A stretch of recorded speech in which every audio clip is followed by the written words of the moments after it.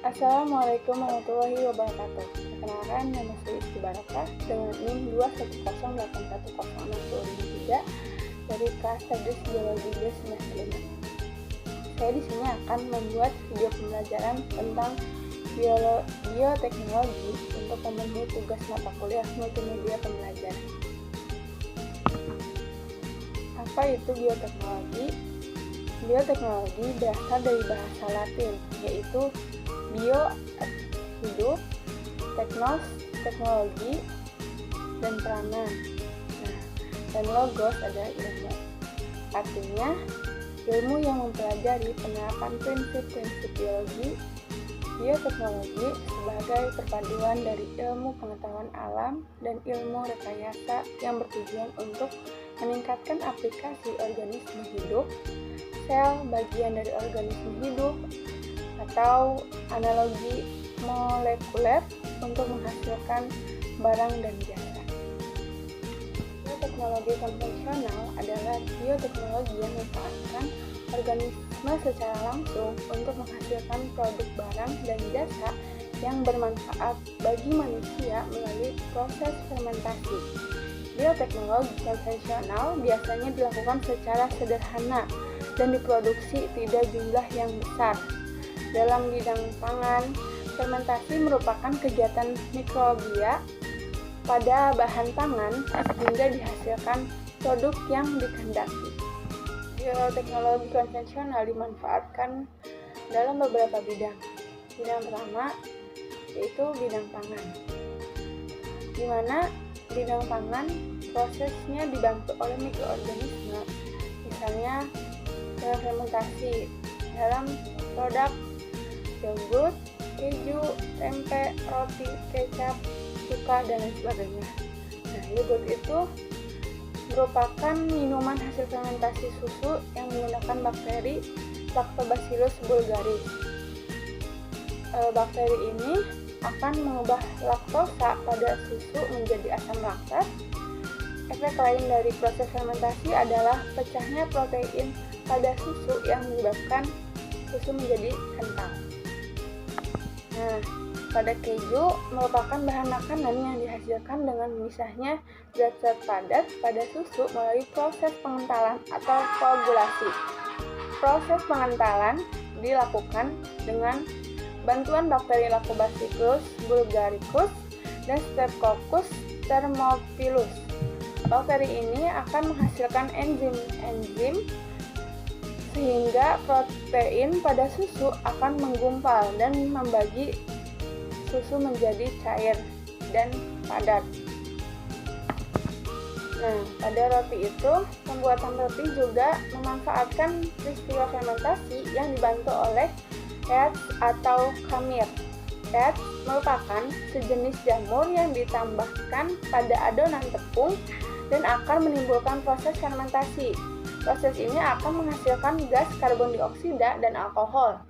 Gas karbon dioksida berperan dalam mengembangkan roti, sedangkan alkohol akan berkontribusi dalam menghasilkan aroma dan memberi rasa pada roti. Pada kecap itu merupakan salah satu produk hasil bioteknologi yang terbuat dari kacang kedelai. Pembuatan kecap dilakukan melalui proses perendaman kacang kedelai dengan larutan garam. Pembuatan kecap dinamakan fermentasi garam. Jamur Aspergillus penti akan merombak protein menjadi asam amino, komponen rasa, asam, dan aroma khasnya. Pada tempe itu adalah makanan tradisional khas Indonesia yang sering dikonsumsi menjadi salah satu makanan favorit. Proses produksi tempe ini menggunakan teknik fermentasi. Fermentasi dilakukan dengan menumbuhkan jamur Rhizopus oryzae dan Rhizopus oligosporus pada biji kedelai. Selanjutnya cuka. Cuka adalah etanol yang dihasilkan oleh fermentasi aerob oleh ragi. Bakteri asam asetat seperti Acetobacter dan Gluconobacter, etanol akan dioksidasi menjadi asam asetat. Selanjutnya, pemanfaatan bioteknologi konvensional pada bidang pertanian adalah memberi adil dalam usaha penumbuhan kebutuhan makanan. Bioteknologi konvensional dalam bidang pertanian ada 3 jenis, yaitu kultur jaringan, pembastaran, dan hidroponik. Pada bidang industri, misalnya pada teknik bioremediasi, yaitu suatu proses pengolahan limbah yang mengandung zat-zat yang berbahaya seperti logam berat menjadi limbah yang kurang berbahaya. Bioremediasi melibatkan mikroba tertentu, diantaranya Pseudomonas pyrrhotida. Caranya dengan melepaskan langsung bakteri tersebut ke limbah pabrik yang tercemar. Pengobatan, misalnya antibiotik penisilin yang digunakan untuk pengobatan diisolasi dari bakteri dan jamur, dan vaksin yang merupakan mikroorganisme yang toksinnya telah dimatikan, bermanfaat untuk meningkatkan imunitas.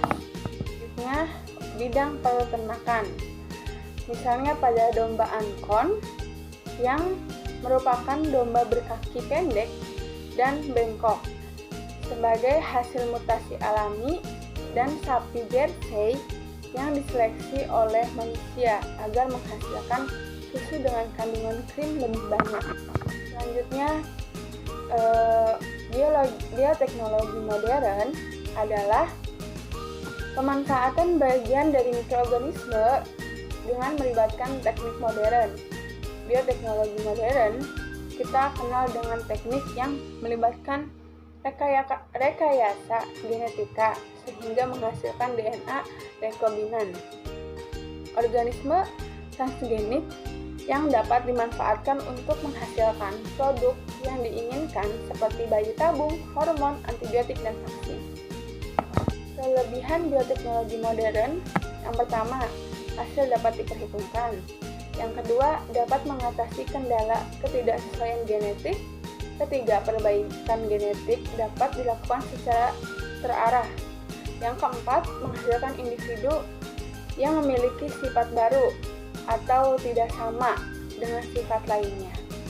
Bioteknologi modern, yang pertama itu biaya produksi relatif mahal. Yang kedua, menjadikan jenis tanaman monokultur. Yang ketiga, menyebabkan degradasi gen secara lokal. Yang keempat, memerlukan teknologi canggih. Yang kelima, pengaruh jangka panjang belum ditentui. Produksi hasil rekayasa genetik dengan membuat organisme transgenik.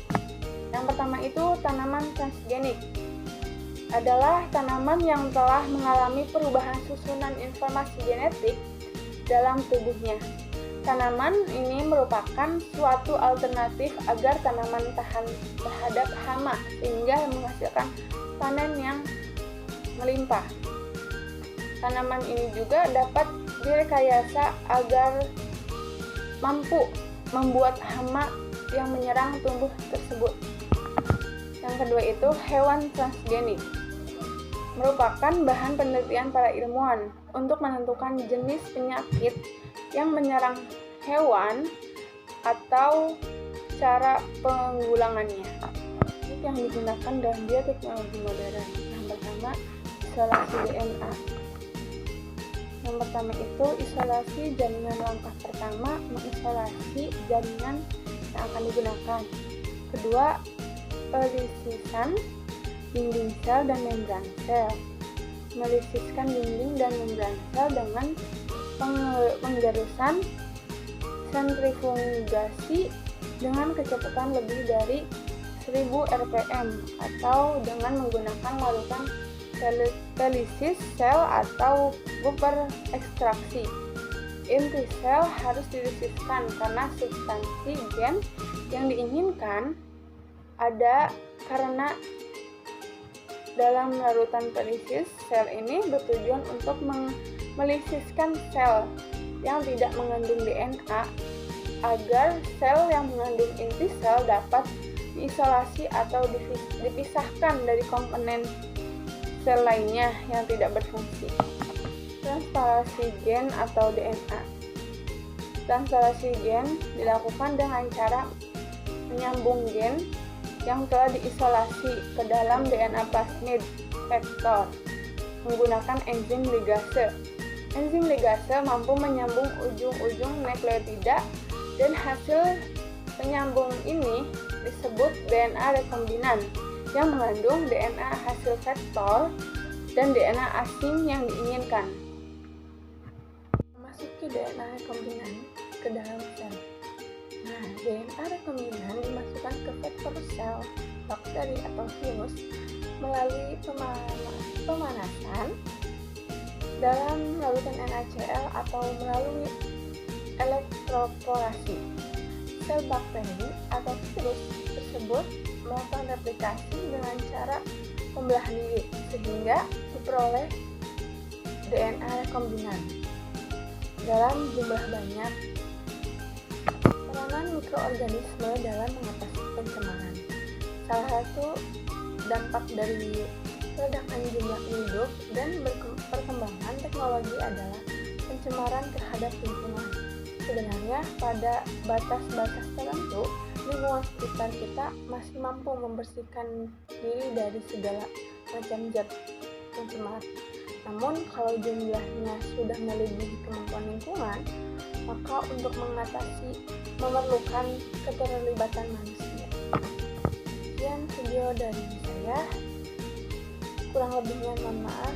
Wassalamualaikum warahmatullahi wabarakatuh.